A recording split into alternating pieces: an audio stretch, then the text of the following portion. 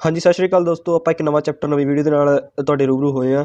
ਸੋ ਇਸ ਵੀਡੀਓ ਦੇ ਵਿੱਚ ਆਪਾਂ ਗੱਲ ਕਰਾਂਗੇ ਜੀਐਸਟੀ ਦੇ ਬਾਰੇ। ਜੀਐਸਟੀ ਕੀ ਹੈ ਅਤੇ ਕਿੱਥੇ ਕਿੱਥੇ ਅਪਲਾਈ ਹੁੰਦਾ, ਕੀ ਇਹਦਾ ਹਿਸਟਰੀ ਹੈ ਅਤੇ ਕੀ ਇਹਦੇ ਬੈਨੀਫਿਟ ਨੇ, ਕੀ ਇਹਦੀਆਂ ਜਿੰਨੀਆਂ ਵੀ ਇਸ ਦੇ ਨਾਲ ਰਿਲੇਟਡ ਜਨਰਲ ਨੌਲੇਜ ਦੀਆਂ ਗੱਲਾਂ ਨੇ ਜੋ ਪੇਪਰ ਦੇ ਵਿੱਚ ਮੋਸਟਲੀ ਪੁੱਛ ਲਈਆਂ ਜਾਂਦੀਆਂ ਨੇ, ਉਹਨਾਂ ਬਾਰੇ ਹੀ ਆਪਾਂ ਵੀਡੀਓ ਦੇ ਵਿੱਚ ਜਿਹੜੀ ਹੈਗੀ ਆ ਪੂਰੀ ਡਿਸਕਸ਼ਨ ਕਰਾਂਗੇ। ਸੋ ਤੁਸੀਂ ਵੀਡੀਓ ਨੂੰ ਸ਼ੁਰੂ ਤੋਂ ਲੈ ਕੇ ਅਖੀਰ ਤੱਕ ਜ਼ਰੂਰ ਵੇਖਿਆ ਕਰੋ। ਸੋ ਉਮੀਦ ਹੈ ਤੁਹਾਨੂੰ ਇਸ ਵੀਡੀਓ ਦੇ ਵਿੱਚ ਬਹੁਤ ਕੁਛ ਜਿਹੜੀ ਨਵੀਂ ਚੀਜ਼ ਉਹ ਸਿੱਖਣ ਦੇ ਲਈ ਜਿਹੜੀ ਹੈਗੀ ਆ ਮਿਲੂਗੀ। ਸੋ ਵੀਡੀਓ ਆਪਾਂ ਬਿਨਾਂ ਕਿਸੇ ਦੇਰੀ ਦੇ ਸਟਾਰਟ ਕਰਦੇ ਹਾਂ।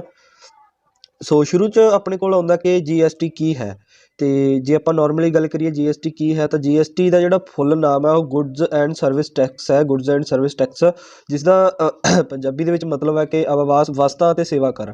ਜਿੰਨੀਆਂ ਵੀ ਆਪਾਂ ਨੂੰ ਸੇਵਾਵਾਂ ਮਿਲਦੀਆਂ ਨੇ, ਜਿੰਨੀਆਂ ਵੀ ਆਪਾਂ ਨੂੰ ਚੀਜ਼ਾਂ ਨੋਰਮਲ ਜੀਵਨ ਦੇ ਵਿੱਚ ਮਿਲਦੀਆਂ ਨੇ, ਜਿਹੜੀਆਂ ਵੀ ਚੀਜ਼ਾਂ ਆਪਾਂ ਆਪਣੇ ਆਲੇ ਦੁਆਲੇ ਦੇਖਦੇ ਹਾਂ, ਉਹਨਾਂ 'ਤੇ ਜਿਹੜੀਆਂ ਗੁੱਡਸ ਐਂਡ ਸਰਵਿਸ ਦੇ ਉੱਤੇ ਜਿਹੜਾ ਟੈਕਸ ਲਗਾਇਆ ਜਾਂਦਾ ਉਸ ਨੂੰ goods and service tax GST ਦੇ ਨਾਮ ਨਾਲ ਜਾਣਿਆ ਜਾਂਦਾ। ਸੋ ਇਸ ਦੀ ਹਿਸਟਰੀ ਦੀ ਗੱਲ ਕਰੀਏ, ਬਿੱਲ ਜਿਹੜਾ ਪ੍ਰਕਾਸ਼ਿਤ ਹੋਇਆ ਸੀਗਾ 19 ਦਸੰਬਰ 2014 ਨੂੰ, ਜਿਹੜਾ ਇਹ ਬਿੱਲ ਜਿਹੜਾ ਪ੍ਰਕਾਸ਼ਿਤ ਹੋਇਆ ਸੀਗਾ। ਉਸ ਤੋਂ ਬਾਅਦ ਪਾਸ ਕੀਤਾ ਗਿਆ ਸੀਗਾ 3 ਅਗਸਤ 2016 ਨੂੰ ਲੋਕ ਸਭਾ ਦੇ ਵਿੱਚ। ਅਰੁਣ ਜੇਤਲੀ 2014 ਤੋਂ 2019 ਤੱਕ ਜਿਹੜੇ ਭਾਰਤ ਦੇ ਵਿੱਤ ਮੰਤਰੀ ਅਤੇ ਕਾਰਪੋਰੇਟਡ ਮਾਮਲਿਆਂ ਦੇ ਮੰਤਰੀ ਜਿਹੜੇ ਰਹੇ, ਉਹਨਾਂ ਨੇ ਇਹ ਬਿੱਲ ਨੂੰ ਜਿਹੜਾ ਪਾਸ ਜਾਂ ਪ੍ਰਸਤਾਵ ਜਿਹੜਾ ਲੈ ਕੇ ਆਏ ਸੀਗੇ। ਉਸ ਤੋਂ ਬਾਅਦ ਆਪਣੇ ਕੋਲ ਅੱਗੇ ਪ੍ਰਸ਼ਨ ਜਿਹੜੇ ਆਉਂਦੇ ਆ, ਮੇਨਲੀ ਛੋਟੇ ਛੋਟੇ ਜਿਹੇ ਪ੍ਰਸ਼ਨ ਬਣਦੇ ਆ ਕਿ ਪਹਿਲੀ ਵਾਰ ਜਿਹੜਾ ਜੀਐਸਟੀ ਕਿਸ ਦੇਸ਼ ਨੇ ਲਾਗੂ ਕੀਤਾ ਸੀ, ਤਾਂ ਜਿਹੜਾ ਫਰਾਂਸ ਨੇ 1954 ਦੇ ਵਿੱਚ ਜਿਹੜਾ ਇਹ ਜੀਐਸਟੀ ਪਹਿਲੀ ਵਾਰ ਕਿਸੇ ਦੇਸ਼ ਨੇ ਲਾਗੂ ਕੀਤਾ ਸੀਗਾ। ਭਾਰਤ ਦੀ ਜਿਹੜੀ ਜੀਐਸਟੀ ਉਹ ਕਿਸ ਦੇਸ਼ ਦੀ ਜੀਐਸਟੀ ਨਾਲ ਰਿਲੇਟਡ ਹੈ, ਤਰਜ਼ 'ਤੇ ਆ ਤਾਂ ਕੈਨੇਡਾ ਦੀ ਜੀਐਸਟੀ ਨਾਲ ਰਿਲੇਟਡ ਹੈ। ਅਤੇ ਜੀਐਸਟੀ ਰਾਸ਼ਟਰਪਤੀ ਇਹਦੇ ਦਸਤਖਤ ਜਿਹੜੇ ਹੋਏ ਸੀ 8 ਸਤੰਬਰ 2016 ਨੂੰ ਜੀਐਸਟੀ ਦੇ ਰਾਸ਼ਟਰਪਤੀ ਦੇ ਜਿਹੜੇ ਦਸਤਖਤ ਹੋ ਗਏ ਸੀਗੇ। ਜੀਐਸਟੀ ਜਿਹੜਾ ਲਾਗੂ ਆ 1 ਜੁਲਾਈ 2017 ਨੂੰ ਕੀਤਾ ਗਿਆ ਸੀਗਾ। ਜੀਐਸਟੀ 'ਤੇ ਸਹਿਮਤੀ ਦੇਣ ਵਾਲਾ ਪਹਿਲਾ ਰਾਜ ਜਿਹੜਾ ਸਭ ਤੋਂ ਪਹਿਲਾਂ ਜੀਐਸਟੀ 'ਤੇ ਸਹਿਮਤੀ ਦਿੱਤੀ ਸੀ ਉਹ ਅਸਾਮ ਨੇ ਦਿੱਤੀ ਸੀ, ਅਤੇ ਸਭ ਤੋਂ ਆਖਿਰ 'ਤੇ ਜਿਹੜੀ ਹੈਗੀ ਆ ਸਹਿਮਤੀ ਜੰਮੂ ਕਸ਼ਮੀਰ ਨੇ ਜੀਐਸਟੀ 'ਤੇ ਜਿਹੜੀ ਦਿੱਤੀ ਸੀਗੀ। ਸੋ ਜੀਐਸਟੀ ਰਿਟਰਨ ਨਾ ਕਰਨ ਵਾਲੇ ਜਿਹੜੇ ਹੈਗੇ ਅਧਿਕਾਰੀ ਜਾਂ ਲੋਕ ਆ ਜਿਹੜੇ ਜੀਐਸਟੀ ਰਿਟਰਨ ਨਹੀਂ ਕਰਦੇ, ਤਾਂ ਉਹਨਾਂ 'ਤੇ ਜਿਹੜੀ ਕਾਨੂੰਨੀ ਕਾਰਵਾਈ ਦੇ ਵਜੋਂ 5 ਸਾਲ ਦੀ ਜਿਹੜੀ ਉਹਨਾਂ ਨੂੰ ਕੈਦ ਦੀ ਸਜ਼ਾ ਦਿੱਤੀ ਜਾਂਦੀ ਆ। ਸੋ ਜੀਐਸਟੀ ਸੰਵਿਧਾਨ ਹੈ ਜਿਹੜਾ ਉਹ ਆਈਜੀਐਸਟੀ।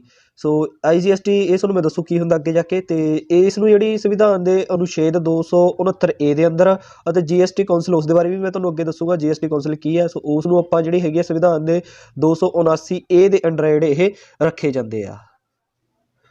ਹਾਂਜੀ, ਅੱਗੇ ਆਉਂਦਾ ਕਿ ਜੀਐਸਟੀ ਟੈਕਸ ਦੀਆਂ ਕਿਸਮਾਂ। ਪਹਿਲਾਂ ਆਪਾਂ ਟੈਕਸ ਦੀਆਂ ਕਿਸਮਾਂ ਜਾਣ ਲੈਂਦੇ ਹਾਂ। ਸੋ ਜਿਹੜੀਆਂ ਟੈਕਸ ਦੀਆਂ ਕਿਸਮਾਂ ਨੇ ਉਹ ਮੇਨਲੀ ਹੁੰਦੀਆਂ ਨੇਗੀਆਂ 2 ਪ੍ਰਕਾਰ ਦੀਆਂ, ਸਿੱਧਾ ਟੈਕਸ ਅਤੇ ਅਸਿੱਧਾ ਟੈਕਸ।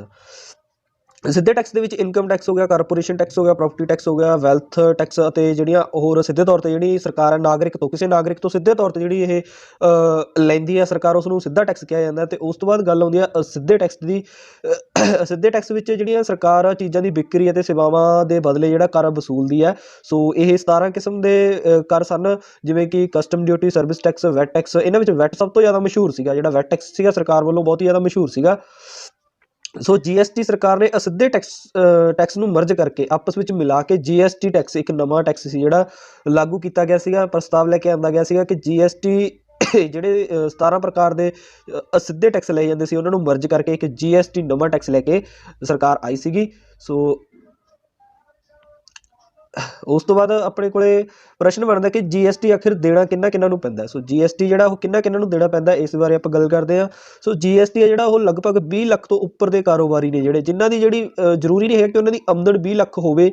ਸੋ ਮਤਲਬ ਕਿ ਜਿਹੜਾ ਵੀ ਕੋਈ ਵਪਾਰੀ 20 ਲੱਖ ਤੋਂ ਉੱਪਰ ਦਾ ਜਿਹੜਾ ਸਮਾਨ ਖਰੀਦਦਾ ਜਾਂ ਵੇਚਦਾ, ਉਸਦੀ ਐਨੂਅਲ ਜਿਹੜੀ ਪਰਚੇਜ ਆ ਉਹ 20 ਲੱਖ ਤੋਂ ਉੱਪਰ ਦੀ ਹੈ, ਚਾਹੇ ਉਹ 20 ਲੱਖ 1,000 20 ਲੱਖ 1 ਰੁਪਇਆ ਵੀ ਹੋਵੇ, ਤਾਂ ਜਿਹੜੀ 20 ਲੱਖ ਤੋਂ ਪਰਚੇਜ ਉੱਪਰ ਹੈ ਉਹਨਾਂ ਨੂੰ ਜੀਐਸਟੀ ਲਾਗੂ ਹੁੰਦਾ। ਅਤੇ ਪਹਾੜੀ ਇਲਾਕੇ 'ਤੇ ਜਿੱਥੇ ਘੱਟ ਜਨਸੰਖਿਆ ਵਾਲੇ ਇਲਾਕੇ ਆ ਉਹਨਾਂ ਵਿੱਚ ਇਹ ਰਕਮ 10 ਲੱਖ ਰੱਖੀ ਗਈ ਹੈ, ਕਿਉਂਕਿ ਉੱਥੇ ਪਰਚੇਜ ਆ ਜਿਹੜੀ ਵਿਕਰੀ ਆ ਉਹ ਘੱਟ ਹੁੰਦੀ ਆ।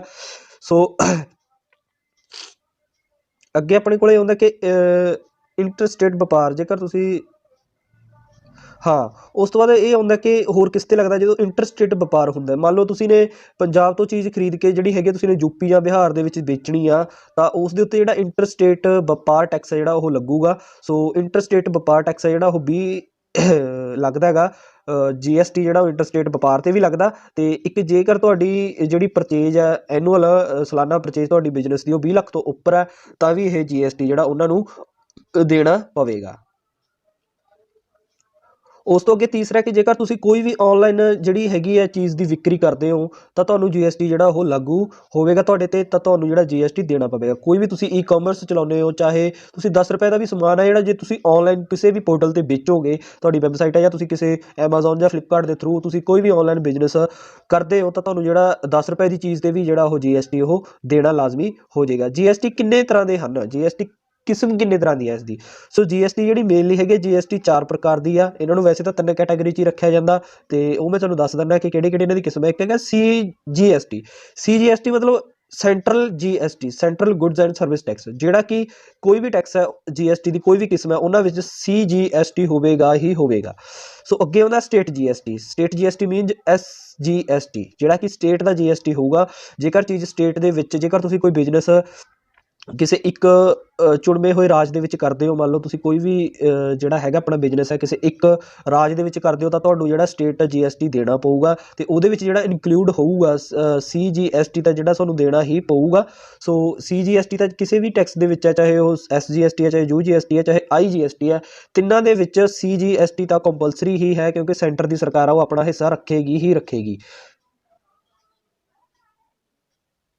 ਸੋ ਉਸ ਤੋਂ ਅੱਗੇ ਹੁੰਦਾ ਹੈ ਕਿ ਆਪਣੇ ਕੋਲ ਇੱਕ ਹੁੰਦਾ UTGST ਮੀਨਜ਼ ਯੂਨੀਅਨ ਟੈਰੀਟਰੀ, ਜਿਹੜਾ ਕੇਂਦਰ ਸ਼ਾਸਿਤ GST ਹੈ ਉਹ ਵੀ ਲਾਗੂ ਹੁੰਦਾ ਹੈ। ਜੇਕਰ ਤੁਸੀਂ ਕੋਈ ਬਿਜ਼ਨਸ ਇੱਕ UT ਦੇ ਵਿੱਚ ਕਰਦੇ ਹੋ, ਮਤਲਬ ਕੋਈ ਚੰਡੀਗੜ੍ਹ ਦੇ ਵਿੱਚ ਤੁਸੀਂ ਕੋਈ ਬਿਜ਼ਨਸ ਕਰ ਰਹੇ ਹੋ ਤਾਂ ਤੁਹਾਨੂੰ ਜਿਹੜਾ ਹੈਗਾ ਇੱਕ ਤਾਂ CGST ਦੇਣਾ ਪਊਗਾ ਤੇ ਇੱਕ UGST ਜਿਹੜਾ ਉਹ GST ਜਿਹੜਾ ਉਹ ਤੁਹਾਨੂੰ ਦੇਣਾ ਪਊਗਾ। ਜੇਕਰ ਤੁਸੀਂ ਕਿਸੇ ਸਟੇਟ ਦੇ ਵਿੱਚ ਬਿਜ਼ਨਸ ਕਰਦੇ ਹੋ, ਇੱਕ ਸਟੇਟ ਦੇ ਵਿੱਚ ਕਿਸੇ ਚੁਣਵੇਂ ਹੋਏ ਸਟੇਟ ਦੇ ਵਿੱਚ ਬਿਜ਼ਨਸ ਕਰਦੇ ਹੋ ਤਾਂ ਤੁਹਾਨੂੰ ਜਿਹੜਾ ਹੈਗਾ ਓਨਲੀ CGST ਤੇ SGST ਦੇਣਾ ਪਊਗਾ। ਜੇਕਰ ਤੁਸੀਂ ਕਿਸੇ ਕੇਂਦਰ ਸ਼ਾਸਿਤ ਪ੍ਰਦੇਸ਼ ਦੇ ਵਿੱਚ ਬਿਜ਼ਨਸ ਕਰਦੇ ਹੋ 20 ਲੱਖ ਤੋਂ ਉੱਪਰ ਦਾ ਤਾਂ ਤੁਹਾਨੂੰ UGST ਟੈਕਸ ਦੇਣਾ ਪਊਗਾ। ਜੇਕਰ ਤੁਸੀਂ ਮਤਲਬ ਕਿ ਇੱਕ ਰਾਜ ਤੋਂ ਦੂਸਰੇ ਰਾਜ ਦੇ ਵਿੱਚ ਬਿਜ਼ਨਸ ਕਰਦੇ ਹੋ, ਮੰਨ ਲਓ ਪੰਜਾਬ ਤੋਂ ਤੁਸੀਂ ਹੀਰੋ ਸਾਈਕਲ ਬਣਾ ਕੇ ਜਿਹੜਾ ਹੈਗਾ ਤੁਸੀਂ ਕੇਰਲ ਜਾਂ ਦੇਸ਼ ਦੇ ਹੋਰ ਕਿਸੇ ਵੀ ਰਾਜ ਦੇ ਵਿੱਚ ਤੁਸੀਂ ਉਸ ਨੂੰ ਵੇਚਣ ਜਾਓਗੇ ਤਾਂ ਤੁਹਾਨੂੰ ਜਿਹੜਾ ਹੈਗਾ ਗਾ IGST ਜਿਹੜਾ ਜ਼ਰੂਰ ਉਹ ਤੁਹਾਨੂੰ ਦੇਣਾ ਪਵੇਗਾ। ਇਸ ਦੀ ਫੁੱਲ ਫਾਰਮ ਹੈ ਇੰਟੀਗ੍ਰੇਟਡ GST।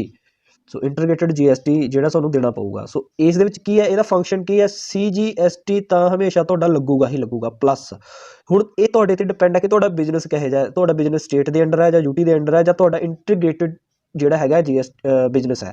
ਮਤਲਬ ਜੇ ਤੁਸੀਂ ਇੱਕ ਸਟੇਟ ਦੇ ਵਿੱਚ ਬਿਜ਼ਨਸ ਕਰਦੇ ਹੋ ਤਾਂ ਤੁਹਾਨੂੰ CGST ਦੇ ਨਾਲ SGST ਦੇਣਾ ਪਊਗਾ ਤੇ ਜੇ ਤੁਸੀਂ ਕਿਸੇ UT ਦੇ ਵਿੱਚ ਕਿਸੇ ਕੇਂਦਰ ਸ਼ਾਸਿਤ ਪ੍ਰਦੇਸ਼ ਦੇ ਵਿੱਚ ਬਿਜ਼ਨਸ ਕਰਦੇ ਹੋ ਤਾਂ ਤੁਹਾਨੂੰ CGST ਦੇ ਨਾਲ UTGST ਦੇਣਾ ਪਊਗਾ। ਤੇ ਜੇਕਰ ਤੁਸੀਂ ਕੋਈ ਵੀ ਚੀਜ਼ ਬਿਜ਼ਨਸ ਹੈ ਜਿਹੜਾ ਤੁਹਾਡਾ ਇੱਕ ਰਾਜ ਤੋਂ ਦੂਸਰੇ ਰਾਜ ਦੇ ਵਿੱਚ ਕਰਦੇ ਹੋ ਤਾਂ ਤੁਹਾਨੂੰ ਜਿਹੜਾ CGST ਦੇ ਨਾਲ IGST ਵੀ ਤੁਹਾਨੂੰ ਦੇਣਾ ਹੀ ਦੇਣਾ ਪਊਗਾ।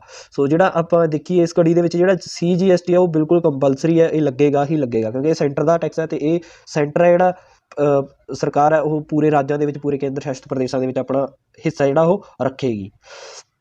ਤੋ ਅੱਗੇ ਆਉਂਦਾ ਕਿ GST ਦੀ ਲੋੜ ਕੀ ਸੀ ਜਾਂ ਇਸ ਦਾ ਫਾਇਦਾ ਕੀ ਹੈ। ਸੋ ਜੇ ਆਪਾਂ ਦੇਖੀਏ GST ਦੀ ਜਿਹੜੀ ਲੋੜ ਸੀ ਜਾਂ ਇਸ ਦਾ ਫਾਇਦਾ ਕੀ ਹੈ, ਇਸ ਦਾ ਫਾਇਦਾ ਤਾਂ ਇਹੀ ਹੈ ਕਿ ਅਸਿੱਧੇ ਟੈਕਸ ਹਰੇਕ ਰਾਜ ਵਿੱਚ ਜਿਹੜੇ ਹੈਗੇ ਸੀ ਬਰਾਬਰ ਨਹੀਂ ਸੀ। ਜਿਹੜੇ ਇਨਡਾਇਰੈਕਟ ਟੈਕਸ ਸੀਗੇ ਉਹ ਕਿਸੇ ਵੀ ਰਾਜ ਦੇ ਵਿੱਚ ਜਿਹੜੇ ਇਕੁਅਲ ਨਹੀਂ ਸੀਗੇ। ਜੇਕਰ ਪੰਜਾਬ ਦੇ ਵਿੱਚ 12% ਟੈਕਸ ਸੀਗਾ, ਕਿਸੇ ਮੰਨ ਲਓ ਜਿਹੜੇ ਆਪਣੀ ਦੇਸੀ ਘਿਓ 'ਤੇ ਜਿਹੜਾ ਹੈਗਾ 12% ਟੈਕਸ ਹੈ, ਤਾਂ ਜੇਕਰ ਆਪਾਂ ਦੇਖੀਏ ਤਾਂ ਕਿਸੇ ਹੋਰ ਰਾਜ ਦੇ ਵਿੱਚ ਮੰਨ ਲਓ ਮਹਾਰਾਸ਼ਟਰ ਦੇ ਵਿੱਚ ਉਹੀ ਦੇਸੀ ਘਿਓ ਦੇ ਉੱਤੇ ਜਿਹੜਾ ਹੈਗਾ ਸਰਕਾਰ 16% ਟੈਕਸ ਲੈ ਰਹੀ ਆ। ਸੋ ਇਹ ਸਾਰੀਆਂ ਚੀਜ਼ਾਂ ਸੀ ਜਿਹੜੀਆਂ ਕਿ ਕਿਸੇ ਵੀ ਰਾਜ ਦੇ ਵਿੱਚ ਜਿਹੜਾ ਅਸਿੱਧੇ ਤੌਰ 'ਤੇ ਜਿਹੜਾ ਟੈਕਸ ਲੈਂਦਾ ਸੀ ਵਿਕਣ ਵਾਲੀ ਚੀਜ਼ 'ਤੇ, ਉਹ ਸਰਕਾਰ ਜਿਹੜੀ ਰਾਜ ਸਰਕਾਰ ਸੀ ਉਹ ਆਪਣੀ ਮਰਜ਼ੀ ਦੇ ਹਿਸਾਬ ਨਾਲ ਟੈਕਸ ਜਿਹੜਾ ਉਹ ਫਿਕਸ ਕਰਦੀ ਸੀ, ਜਿਸ ਕਰਕੇ ਹਰੇਕ ਰਾਜ ਦੇ ਵਿੱਚ ਇੱਕੋ ਚੀਜ਼ ਦਾ ਮੁੱਲ ਹੈ ਜਿਹੜਾ ਉਹ ਵੱਧ ਜਾਂ ਘੱਟ ਹੁੰਦਾ ਸੀ। ਮਤਲਬ ਕਿ ਪੰਜਾਬ ਦੇ ਵਿੱਚ ਦੇਸੀ ਘਿਓ ਸਸਤਾ ਸੀਗਾ ਅਤੇ ਮਹਾਰਾਸ਼ਟਰ ਦੇ ਵਿੱਚ ਮਹਿੰਗਾ ਹੋਊਗਾ। ਸੋ GST ਕਰਕੇ ਜਿਹੜਾ ਇੱਕੋ ਚੀਜ਼ ਹੈ ਤਾਂ GST ਦੇ ਵਿੱਚ ਕੋਈ ਵੀ ਚੀਜ਼ ਹੈ, ਚਾਹੇ ਉਹ ਤੁਸੀਂ ਪੰਜਾਬ ਦੇ ਵਿੱਚ ਖਰੀਦੋ ਚਾਹੇ ਉਹ ਤੁਸੀਂ ਬਿਹਾਰ ਦੇ ਵਿੱਚ ਖਰੀਦੋ, ਜਿਹੜਾ GST ਦੇ ਅੰਡਰ ਚੀਜ਼ ਆਊਗੀ ਤਾਂ ਉਹਦੇ ਉੱਤੇ ਜਿਹੜਾ ਹੈਗਾ ਟੈਕਸ ਬਿਲਕੁਲ ਇਕੁਅਲ ਪਊਗਾ।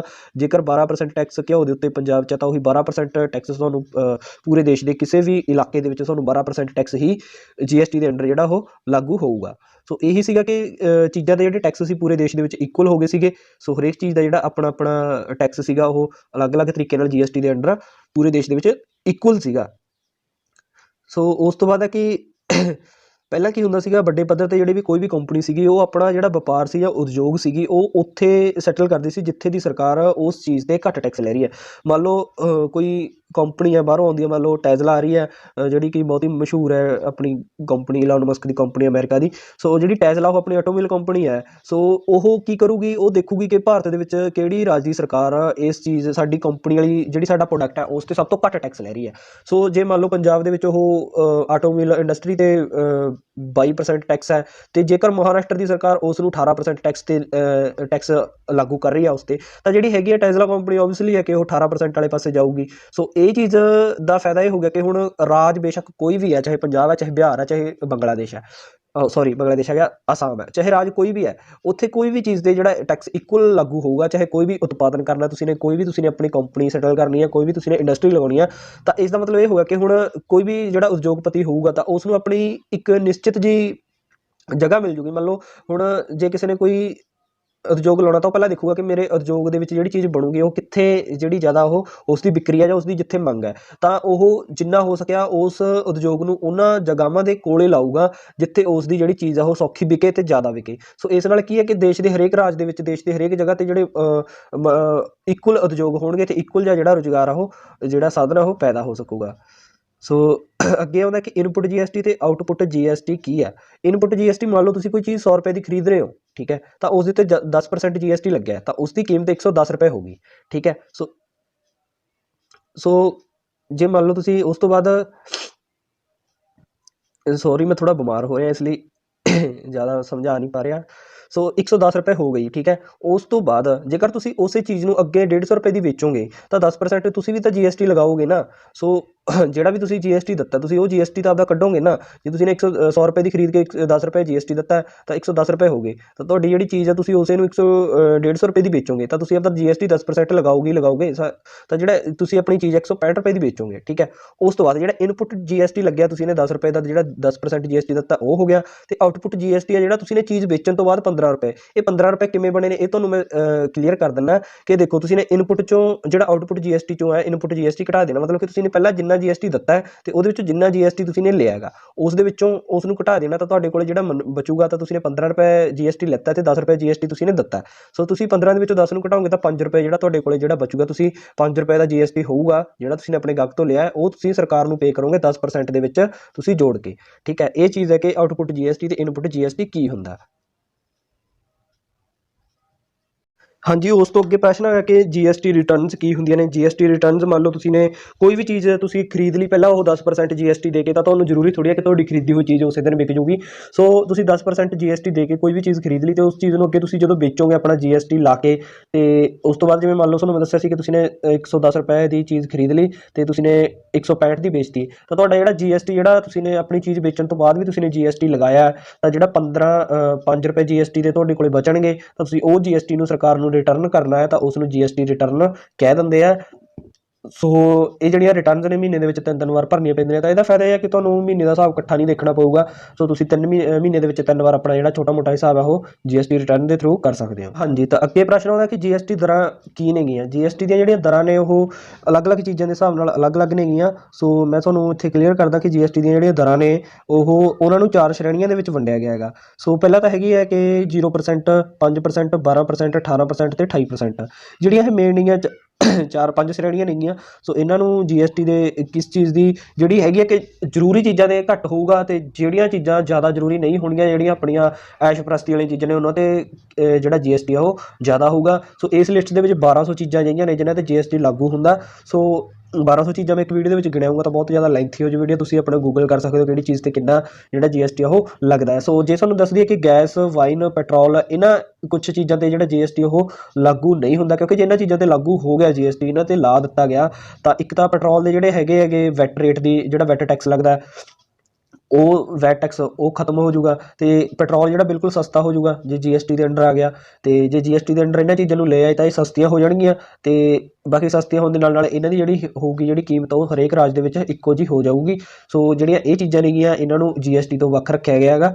ਸੋ ਤੁਸੀਂ ਦੇਖ ਸਕਦੇ ਹੋ ਕਿ 0% GST ਦੇ ਵਿੱਚ ਕਿਹੜੀਆਂ ਚੀਜ਼ਾਂ ਨੇ ਜਿਹੜੀਆਂ ਰੋਜ਼ਮर्रा ਦੀ ਜ਼ਿੰਦਗੀ ਦੇ ਵਿੱਚ ਤੁਹਾਨੂੰ ਜ਼ਰੂਰੀ ਨਹੀਂ ਹੈਗੀਆਂ, ਅਤੇ ਉਹਨਾਂ ਚੀਜ਼ਾਂ ਨੂੰ ਇਹਨਾਂ ਟੈਕਸ ਤੋਂ ਵੱਖ ਰੱਖਿਆ ਗਿਆ। ਉਸ ਤੋਂ ਬਾਅਦ ਅੱਗੇ ਆਉਂਦਾ 5% GST, ਜਿਹੜੀਆਂ ਕਿ ਕੁਛ ਜ਼ਰੂਰੀ ਨਹੀਂ ਹੈਗੀਆਂ ਅਤੇ ਜ਼ਿਆਦਾ ਜ਼ਰੂਰੀ ਵੀ ਨਹੀਂ ਹੈਗੀਆਂ, ਸੋ ਉਹਨਾਂ ਨੂੰ 5%। 12% ਦੇ ਵਿੱਚ ਤੁਸੀਂ ਦੇਖ ਸਕਦੇ ਹੋ ਘਿਓ, ਮੱਖਣ, ਮੋਬਾਈਲ, ਅਤੇ 18% ਦੇ ਵਿੱਚ ਤੁਸੀਂ ਤੁੱਠ ਪੇਸਟ, ਸ਼ੈਂਪੂ, ਜਿਹੜੀਆਂ ਚੀਜ਼ਾਂ ਲਗਜ਼ਰੀ ਚੀਜ਼ਾਂ ਆ ਗਈਆਂ ਨਾ, ਐਸ਼ੋ ਆਰਾਮ ਜਾਂ ਸਜਾਵਟ ਦੀਆਂ ਚੀਜ਼ਾਂ, ਅਤੇ ਜਿਹੜੀਆਂ ਕਿ ਇੱਕ ਆਮ ਜ਼ਿੰਦਗੀ ਜੀਣ ਦੇ ਲਈ ਜ਼ਰੂਰੀ ਨਹੀਂ ਹੈਗੀਆਂ, ਪਰ ਤੁਸੀਂ ਉਹਨਾਂ ਨੂੰ ਫਿਰ ਵੀ ਆਪਣੀ ਜ਼ਿੰਦਗੀ ਦੇ ਵਿੱਚ ਲੈ ਕੇ ਆਉਂਦੇ ਹੋ, ਤੁਹਾਨੂੰ 18% ਜਿਹੜਾ ਟੈਕਸ ਉਹ ਪੇ ਕਰਨਾ ਪਊਗਾ। ਅਤੇ ਜਿਹੜਾ 28% ਟੈਕਸ ਹੈ, ਜਿਵੇਂ ਤੁਸੀਂ ਤੰਬਾਕੂ ਉਤਪਾਦ, ਸਿਗਰਟ, ਰਾਜਗੀਤ, ਕਾਰ, ਲਾਟਰੀਆਂ, ਜਿਹੜੇ ਵੀ ਲਟਰ ਬਟਰ ਚੀਜ਼ਾਂ ਖਰੀਦਣੇ ਨੇ, ਸੋ ਉਹਨਾਂ ਵਾਸਤੇ ਤੁਹਾਨੂੰ ਜਿਹੜਾ ਹੈਗਾ ਗਾ 28% GST ਦੇਣਾ ਪਊਗਾ। ਸੋ GST ਦਾ ਜਿਹੜਾ GST ਇਨ ਹੈ ਕੀ ਹੈ? GST ਇਨ ਹੈ ਕਿ GST ਆਈਡੈਂਟੀਫਿਕੇਸ਼ਨ ਨੰਬਰ।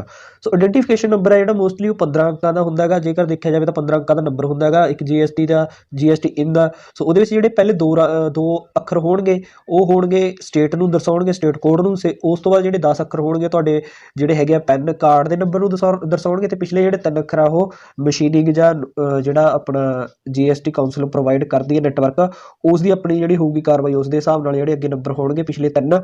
ਸੋ ਉਸ ਤੋਂ ਬਾਅਦ ਆਪਣੇ ਕੋਲੇ ਪ੍ਰਸ਼ਨ ਬਣ ਜਾਂਦਾ ਕਿ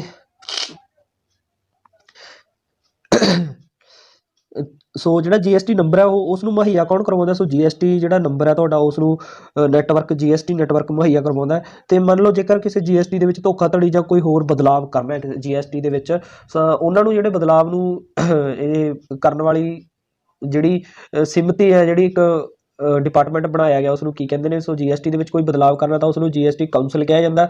ਸੋ GSTC ਕਾਊਂਸਲ ਹੈ, ਇਹਦੇ 33 ਮੈਂਬਰ ਨੇਗੇ। 33 ਮੈਂਬਰਾਂ ਦੇ ਵਿੱਚੋਂ ਇੱਕ ਤਾਂ ਹੁੰਦਾ ਯੂਨੀਅਨ ਮਿਨਿਸਟਰ, ਜਿਹੜਾ ਵਿੱਤ ਮੰਤਰੀ ਹੁੰਦਾ, ਜਿਹੜਾ ਯੂਨੀਅਨ ਮਿਨਿਸਟਰ, ਸੈਂਟਰ ਦਾ ਯੂਨੀਅਨ ਮਿਨਿਸਟਰ, ਅਤੇ ਯੂਨੀਅਨ ਮਿਨਿਸਟਰ ਦਾ ਇੱਕ ਰਾਜ ਅਧਿਅਕਸ਼ ਹੁੰਦਾ, ਇੱਕ ਉਹ ਹੁੰਦਾ। ਅਤੇ ਆਪਣੇ 28 ਰਾਜ ਨੇ, 28 ਰਾਜਾਂ ਦੇ ਹਰੇਕ ਦੇ ਇੱਕ ਵਿੱਤ ਮੰਤਰੀ ਹੋ ਗਿਆ, ਅਤੇ 28 ਵਿੱਤ ਮੰਤਰੀ ਹੋ ਗਏ। ਅਤੇ ਜਿਨ੍ਹਾਂ ਕੇਂਦਰ ਸ਼ਾਸਿਤ ਪ੍ਰਦੇਸ਼ਾਂ ਦੀ ਕੋਈ ਵਿਧਾਨ ਸਭਾ ਹੈ, ਸੋ ਜਿਹੜੇ ਕੇਂਦਰ ਸ਼ਾਸਿਤ ਪ੍ਰਦੇਸ਼ਾਂ ਦੀ ਜ਼ਿਆਦਾ ਜਨਸੰਖਿਆ ਉੱਥੇ ਵੋਟਿੰਗ ਕਰਵਾਈ ਜਾਂਦੀ ਹੈ ਵਿਧਾਨ ਸਭਾ ਦੀ। ਸੋ ਜਿਨ੍ਹਾਂ ਕੇਂਦਰ ਸ਼ਾਸਿਤ ਪ੍ਰਦੇਸ਼ਾਂ ਦੀ ਕੋਈ ਵਿਧਾਨ ਸਭਾ ਸੀਟ ਹੈਗੀ ਹੈ ਜਾਂ ਵਿਧਾਨ ਸਭਾ ਹਲਕੇ ਹਨ, ਅਤੇ ਉਹਨਾਂ ਦੇ ਵਿੱਚੋਂ ਜਿਹੜੀ ਹੈਗੇ ਆ ਉਹਨਾਂ ਦੇ ਵਿੱਤ ਮੰਤਰੀ ਲਏ ਜਾਂਦੇ ਆ। ਸੋ ਵਿਧਾਨ ਸਭਾ ਦੇ ਜਿਹੜੇ 3 ਕੇਂਦਰ ਸ਼ਾਸਿਤ ਪ੍ਰਦੇਸ਼ਾਂ ਦੇ ਜਿਹੜੇ 3 ਵਿੱਤ ਮੰਤਰੀ ਇਹ ਹੋ ਗਏ। ਇਹਨਾਂ ਸਾਰਿਆਂ ਨੂੰ ਟੋਟਲ ਨੂੰ ਮਿਲਾ ਕੇ ਜਿਹੜੇ 33 ਇਸ ਦੇ ਮੈਂਬਰ ਹੈ ਜਿਹੜੇ ਉਹ GST ਕਾਊਂਸਲ ਦੇ ਵਿੱਚ ਜਿਹੜੇ ਉਹ ਸ਼ਾਮਿਲ ਕੀਤੇ ਜਾਂਦੇ ਆ। ਸੋ ਵੀਡੀਓ ਜੇਕਰ ਤੁਹਾਨੂੰ ਚੰਗੀ ਲੱਗੀ ਪਲੀਜ਼ ਸ਼ੇਅਰ ਜ਼ਰੂਰ ਕਰਨਾ। ਬਹੁਤੀ ਮਿਹਨਤ ਨਾਲ ਮੈਂ ਵੀਡੀਓ ਤਿਆਰ ਕੀਤੀ ਹੈ। ਜੇਕਰ ਨੋਟਸ ਵੀ ਚਾਹੀਦੇ ਆ ਤੁਹਾਨੂੰ ਇਹ ਸਾਰੇ, ਤਾਂ ਮੈਂ ਤੁਹਾਨੂੰ ਪ੍ਰੋਵਾਈਡ ਕਰ ਦੂੰਗਾ। ਸੋ ਵੀਡੀਓ ਸ਼ੇਅਰ ਜ਼ਰੂਰ ਕਰਨਾ।